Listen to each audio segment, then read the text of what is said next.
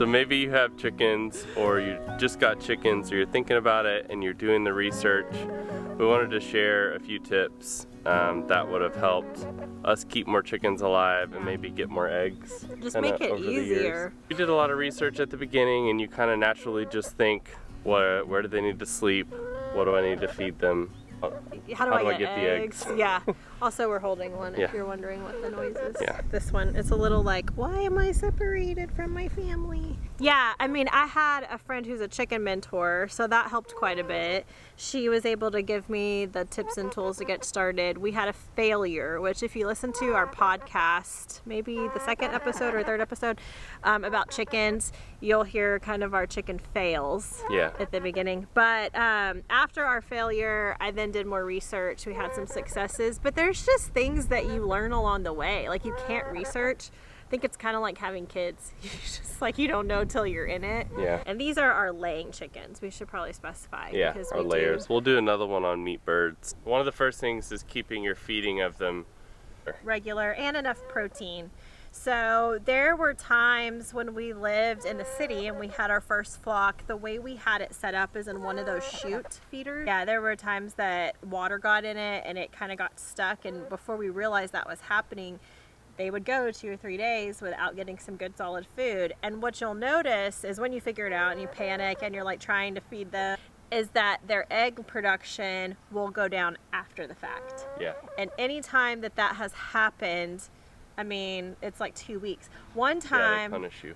Yeah, they punish you. One time, I was buying the feed for the longest when we first got them, and I asked you to go buy some feed. And you went to a different store, you grabbed some feed. You didn't know there was a difference between scratch and like layer feed. Yeah. And you got them scratch. I never checked. They had scratch for like 2 weeks before we figured it out because they stopped laying. It took like a month. Yeah, it's a long time. Before they started laying again. So getting their protein high enough is really important. It's like 18. Yeah, we'll do 18%, and we just find that their production stays up. So next up is temperature. You kind of generally, or I didn't really think much about them being hot. I thought more about them being cold. And we live in Texas, so we don't get extreme cold. Mm-hmm. But you want to put heat lamps on them when you want heat lamps as a person. And that's bad for 2 reasons. One is if you put a lamp on them and then you take it off, they'll punish you again by not laying eggs because they're like, where'd our comfort go? The other reason is it's just unnecessary expense because you don't really need it. I remember my father-in-law got chickens. He called the seller of the heat lamp that he got to ask him some questions, and she's like, first question, where do you live? And he says, Texas.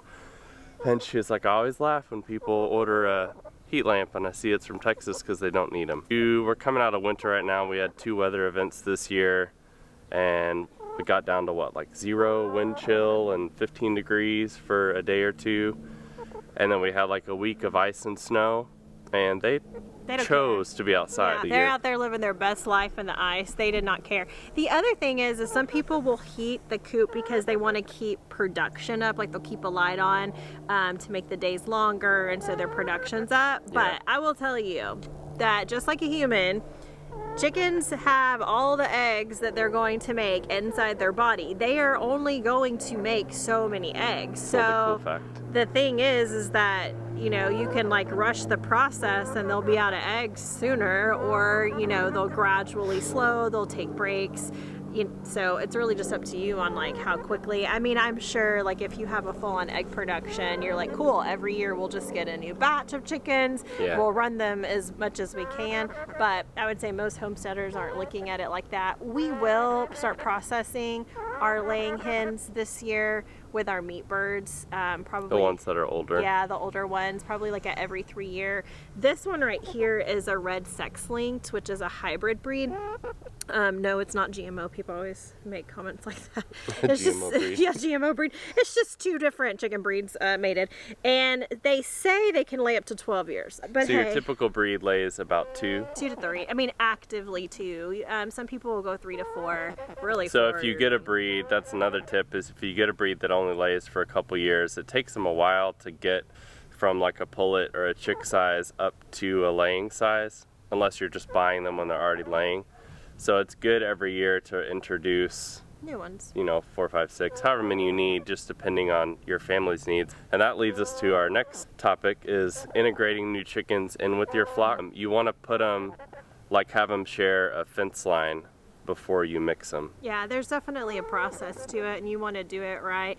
It works for us. They're vicious. They are, because there's a pecking order, and when you introduce new ones, they're going to try to reestablish the pecking order, and they're also going to try to keep their station in the pecking order. So you really want them to share an area for a good while and get them used to each other. And then the night that you integrate them, you actually want to wait until all of your chickens with the main coop go up, and then you can go and place them in by hand. And you might have to do that for a couple days. That's worked for us though. We've just done the fence line, and then we've placed them in, and we keep an eye on them because we have had chickens get a little mean. It happened this year. Yeah, they killed a pullet. It was fine for 3 or 4 days, and just one day they were like, hey, we're done with you. We're not into and you. killed it. You can't be in the family apparently. So there we talked about cold, but heat, while they can be outside when it's hot, you want to make sure they have plenty of shade and plenty of water. And you also want to make sure that if you have kids, or if you're trying to catch them because you want to pet them, summertime is not the time to overexert them, because they will get just heat exhaustion and die. Yeah. Because they have a feather coat. Every on them. time we've lost chickens has been in the heat. We've always only lost them in the heat, and every time it's because they got too hot. It's never been because Never it's had too one cold. freeze to death. No. Yeah. So Yeah. the heat's for real. So I had a friend of mine contact me a few weeks ago, and they have a chicken in their neighborhood that's running around. It's kind of like made its home, and she was like, what can I feed it? I kind of grew up with chickens, and so it's second nature to me. You can feed it anything. You can throw it a chicken carcass. You can feed it eggs. Okay, well, I will say on the eggs, not raw. Like, you don't want to be raw, because then that'll teach them a bad habit of they can do that. No, like cooked. Actually, there's been several times that I feel like their egg production's down, or like they need more protein, and I will scramble up a bunch of eggs, and that always is my trick and my hack. They will eat anything, and they will break everything down for you. We actually use them for our composting. We have a big square of area that we throw a lot of scraps in intentionally, and we'll let that break down, and every once in a while we'll throw them in it. They'll pick through it, and they'll mix everything up. And that's how our compost is made as well. So they make our job easier in that way too. Yeah. But they will eat anything. Actually, the trick for us, because we have pigs too, is like, who gets it?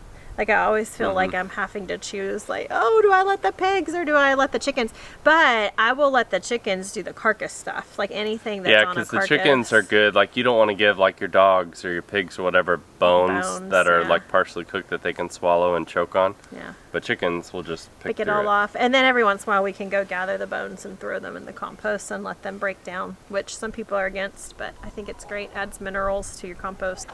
Okay, escaping chickens, which I guess could fall into several categories of fencing, as well as just their ability to escape. But a big thing I didn't know you could do, you knew because you grew up this way, was you can clip their wings. Doesn't hurt them. It's just like a haircut. You clip one side, so one wing. Yeah. And you go down, what, about a quarter of the way? Like, if you look at their feathers, you can see like where the blood starts in the feather, and I always just go like an inch or so past that and just give them a nice little haircut. Use a pair of kitchen scissors. Yeah, haircut. Not my kitchen scissors. Not your kitchen scissors. No. A pair of scissors. No one has to know where they come from. No, not my kitchen scissors for so many reasons. Wire clippers, fine. Yes, you could use some scissors and clip them, and then they can't fly up, and get out. And we always know it's time because we'll walk out and like one's out and it's trying to get back in, and so we'll say, oh, it's time for a haircut. Everybody needs to get a haircut. Too. Yeah, super fast. Couple weeks. I mean, yeah, about 6 weeks, maybe 2 months, and then it's time for another one. So that'll keep them where they're supposed to be. This is our coop. It's seen some life, and we're gonna build a mobile coop soon. But this has done great. But this is kind of what I was talking about, like fully enclosing them. They have a vent up here, but they don't technically need that for the majority of the year. And at one point, I had a 2x4 across right here, and as many of them as would fit would sleep on that 2x4 through heat, snow, ice. Yeah. They didn't care. I do feel like for us now, the mobile coop is going to be so much better. That's kind of the next project on the list. But this one was fantastic when we had urban chickens. And it's been great since we've moved here. We've had it here a couple of years and it's done great. But we let them free range a lot. They're not right now, but typically they're out in the pasture free ranging. And it will just be less work for us to have their coop wherever they are. And then we can just go move it around with netting, because that will allow them to, I don't know, have more freedom. And really, honestly, they have the freedom because we have it set up where they can get in and out very easily. But for us dealing with them, it'll be better and it'll bring more life to our grass. We don't need them to have a dedicated run. Keeps disease down too. If you put them in a mobile coop, if you have the space, and you can use some electric netting and a little charger like this. That charger is about $100 at your Tractor Supply. The netting's about $150. Just to be clear, the netting is actually for predator protection. It's not exactly for them to stay in. It's so that we can keep them safe so other things can't get to them, you know. And with that, predators are kind of always a question I get. I mean, it really depends on where you live, what kind of predators you're going to have. We haven't had any predator issues, but we have a lot of trees. And so ours can run around and escape underneath the trees pretty easily. So hawks and things can't swoop down. And we have land guardian dogs and they keep other predators away. So we just honestly, we haven't lost a chicken to a predator yet, and I do think being intentional about that is important. I feel like I harp on guardian dogs pretty much every video. We have a little puppy. You can probably see him over there. If you want to make sure your chickens don't get eaten, get a puppy, Pyrenees, raise him with your chickens from a baby. They drive away hawks. They drive away, I mean, everything. We haven't had an issue, but we've always had a guardian dog. They're trying to eat me, Harold. Also, before anybody says anything, the reason the pigs are in a small area is because we're training them to a fence. That's why. They're actually going to go out on pasture. It's time for them to move. It's time for them to move. If you have any tips or like any suggestions or things that work for you in other states, put them in the comments below. We would love to hear. I'm sure there's, you know, we're pretty relatively new at this, just kind of things we've found along the way. Next up, we're going to talk about nesting boxes. But if you keep their nesting boxes clean with some bedding, they will be more likely to lay in it. I think we have one in here. So yeah, so this needs to be flipped. Yeah. It's not horrible, but it needs to be flipped. And if you're trying to get them to lay in a certain area too, you can buy dummy eggs. And they're just little ceramic eggs, and you can put 1 or 2 of them in a box. I will warn you though, with the dummy eggs, you only want to use them for a short amount of time or it'll make your hens go broody, especially in the spring, like summertime, because they'll just want to sit on them, and you don't want to do that. If you do have a broody hen, so you have a hen that you notice she's just sitting a lot, she's broody, which means she wants to hatch her babies, and so you are going to have to remove the eggs very regularly until she gets off of them, because she'll want to have babies. Harold, I think we're down to like kind of our last tip. I do think Harold's hairstyle. Harold needs to be featured in about every video. He's like our tamest animal. And he has the best hairstyles always. They evolve with him.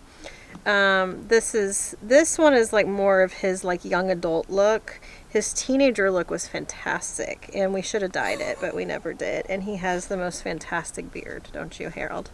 And he wants to be famous, I think. So he just likes the camera. He's a good buck, though. The best, really. Aren't you the best? So I think last thing we're gonna hit is if you're getting chicks or getting pullets. Well, so I was making that case with some clients of mine last week. They were like, we're gonna do it, we're gonna go for it, we're gonna get chickens, you've inspired us. And they said, but I think what we've decided on is chicks, but tell us your opinion. And I was like, ooh, I actually do have a strong opinion. Here's my opinion right now, it might change, is that it does take a good long while to grow out a chick, a baby chick, with a lot of intentionality and protection and things like that, until you get them to a point where you can integrate them into your flock, and then it's still gonna be several months before they lay. Usually chicks are anywhere from $2 to $4, so it's a pretty cheap investment, but you have to think you're going to be feeding them for a good long while before they start laying, okay? Plus all the trouble of like keeping them separate and all of that. Yeah. You can typically get pullets for about $15, and with those, they're gonna be ready to lay in like 3 to 4 months. You can go ahead and start the integration process as soon as you get them. And then you can always get chicks that are, oh, Harold! Did he bite you? Don't eat me! No, that's so rude. He felt the attention shifting. Stop it. He does nibble if you don't catch him. Stop it! Don't eat me! I'm not a tree. Let's move out of here. So back to what I was saying before I got so rudely bitten, is that you can get an adult chicken usually for about $30. Those are going to be pretty quickly ready to lay. Some of them are already laying. They're going to be like 9 months old. And so it just depends on the investment that you want to put in. My personal opinion is a pullet is your best bang for your buck and your time. I think for about $15, you only have to wait a few months for them to start laying. You're going to put that money into feed anyways, raising them from chick, the math that I've done. And so it just makes life a little bit easier since they're a little bit bigger, and you're gonna get eggs sooner. So that's my case for it. I like pullets. That's what we're gonna do this year. We're gonna get some more pullets. If you had a huge operation, I imagine that would be pricey and expensive and it might not be the same, but we'll get about a dozen. Well, we tried to keep this short. We hope this helps you keep chickens alive, keep them laying. Make it easier for you, then you'll keep doing it. Save you some money. So thanks for hanging out with us, and we'll see you next time. See ya.